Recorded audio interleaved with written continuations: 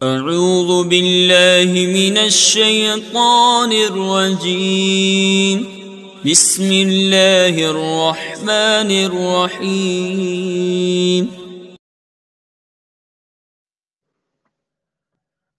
بسم اللہ الرحمن الرحیم۔ آج ہماری فن لغت پر گفتگو ہوگی۔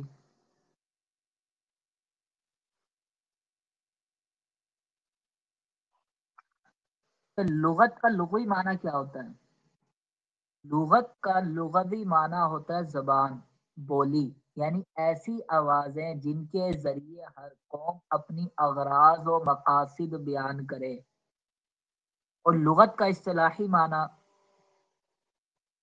کیا ہوتا ہے؟ علم لغت کی اصطلاح میں لغت وہ علم ہے جس کے ذریعے کسی زبان کے مفردات کے معنی وضعی اور طریقہ استعمال معلوم ہو۔ فائدہ: بعض اوقات کلام یا جملہ یا آیت میں موجود لفظ کا لغوی معنی مد نظر نہیں ہوتا، بلکہ لفظ کا وہ معنی مد نظر ہوتا ہے جو بولنے والے نے مراد لیا ہے۔ یہ میں نے پہلے ضمناً بلاغت کے اندر یہ گفتگو کی تھی کہ ہر لفظ کا ایک لغوی معنی ہوتا ہے نا، معنی موضوع لاہو ہوتا ہے، لیکن اس کے ساتھ ساتھ اس کے علاوہ اس لفظ کے اور دیگر معنی بھی ہوتے ہیں۔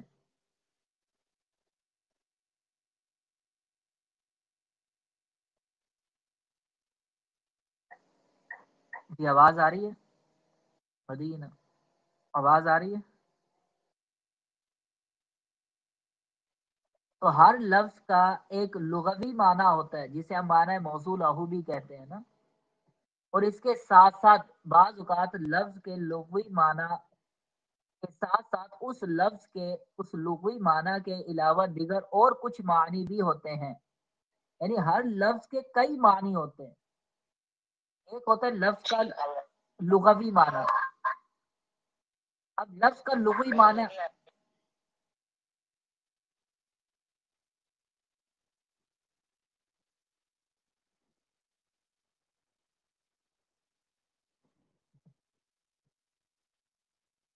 اب لغوی معنی کی تعریف کیا ہے؟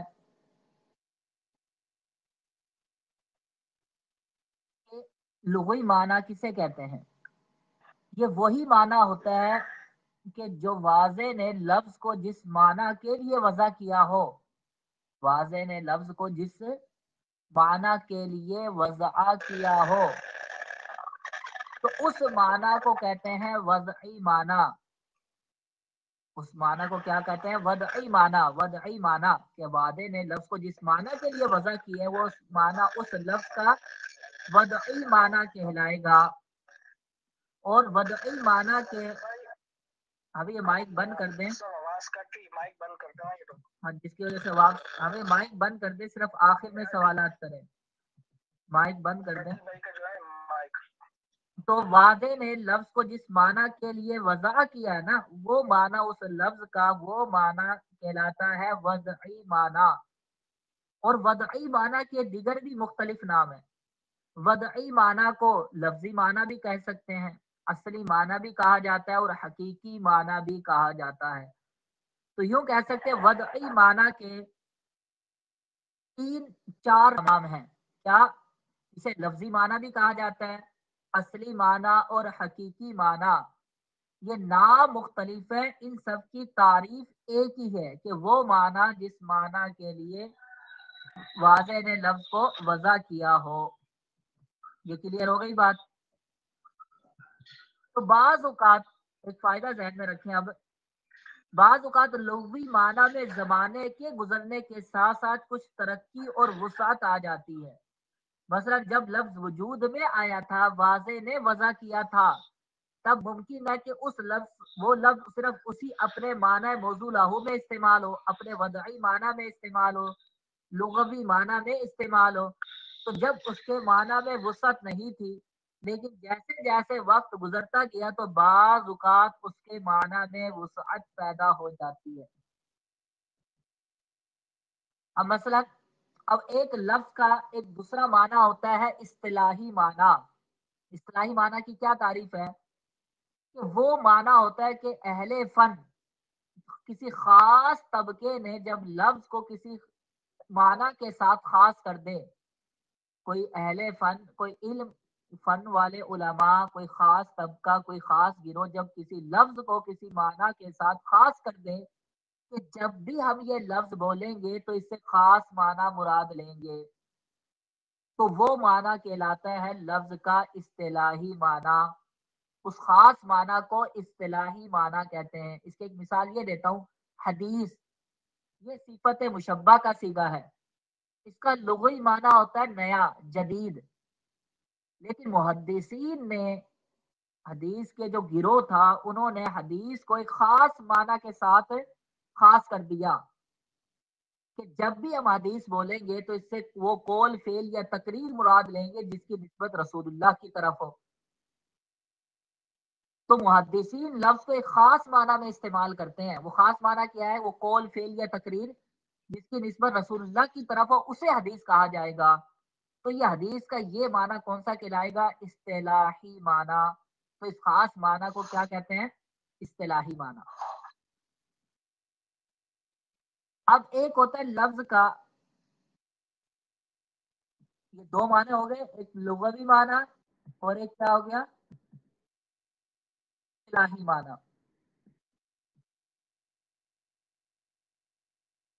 اچھا، ایک ہوتا ہے لفظ کا، اچھا اب یہ ذہن میں رکھیں، اور ایک ہوتا ہے مجازی معنی. اور ایک لفظ کا تیسرا معنی کیا ہوتا ہے؟ مجازی معنی. اور چوتھا معنی کیا ہوتا ہے؟ لازم معنی. اور پانچواں معنی کیا ہے؟ شرعی معنی. اور چھٹا معنی کیا ہے؟ عرفی معنی. اور ساتواں معنی کیا ہے؟ مترادف معنی. تو کیا اس گفتگو سے پتا چلا کہ ایک لفظ کا ترجمہ 7 معنی میں سے کسی ایک معنی کے ساتھ ہوتا ہے. جب بھی ہم کسی لفظ کا ترجمہ کریں گے تو اس کا ترجمہ اس کے 7 معنی میں سے کسی ایک معنی کے ساتھ ترجمہ ہوگا. یا تو ہم لفظ کا ترجمہ کریں گے اس کے لفظی وضعی معنی سے، یا ہم لفظ کا ترجمہ کریں گے اس کے اصطلاحی معنی سے، یا ہم لفظ کا ترجمہ کریں گے اس کے مجازی معنی سے، یا ہم لفظ کا ترجمہ کریں گے اس کے لازم معنی سے، یا ترجمہ کریں گے شرعی معنی سے، یا ہم لفظ کا ترجمہ کریں گے اس کے عرفی معنی سے، یا ہم لفظ کا ترجمہ کریں گے اس کے مترادف معنی سے. اب یہ کلیئر ہوئی بات؟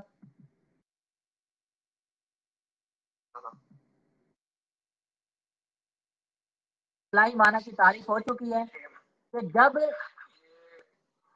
جی آخر میں جی بولیں. یہ جو ترجمے جی جی جی بولیں. یہ آپ کی آواز کٹ رہی ہے، یہ سوالات نا آخر میں کریں. کا خلاصہ ہے یا پھر باقاعدہ کسی نے اصل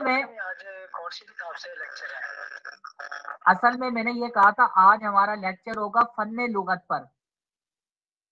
یہ کسی خاص کتاب سے ترجمہ نہیں، یہ آپ کو نہیں بتایا جا رہا. یہ اصل میں کہ ہم نے جو ہمارا جو عربی عبارات کے ترجمے کرنے کا جو تجربہ تھا، اس تجربے کی بنیاد پر ہم نے تتبع تلاش کر کے یہ غور کیا کہ ایک لفظ کا معنی 7 معنی میں سے کسی ایک معنی کے ساتھ ترجمہ ہوتا ہے. تو ہم اس کو چیلنج بھی کر سکتے ہیں، کوئی اس کا رد نہیں کر سکتا. ہم نے جی یہ ہاں بات یہ یاد رکھیں کہ جو قاعدے بنتے ہیں وہ کلام عرب میں تتبع تلاش کر کے بنائے جاتے ہیں قاعدے. اور ضروری نہیں ہے کہ ہر قاعدے کا اصل ماخذ بھی موجود ہو. کہ آپ بولیں استاد صاحب آپ مجھے اس کتاب کا حوالہ دیں، لیکن ہم یہ جو بات کریں گے کوئی اس کا رد نہیں کر سکتا. ہم بات کریں گے دلائل کے ساتھ، اور ہر بات پر ہم مثال بھی پیش کریں گے. کل کو آپ میں سے کوئی محقق بن کر یہ بھی دعویٰ کر سکتا ہے بھائی استاد صاحب ہم نے یہ حسر استقرائی نہیں ہے، حسر حقیقی نہیں ہے، یہ ہے حسر استقرائی. حسر کی 2 قسمیں ہوتی ہیں.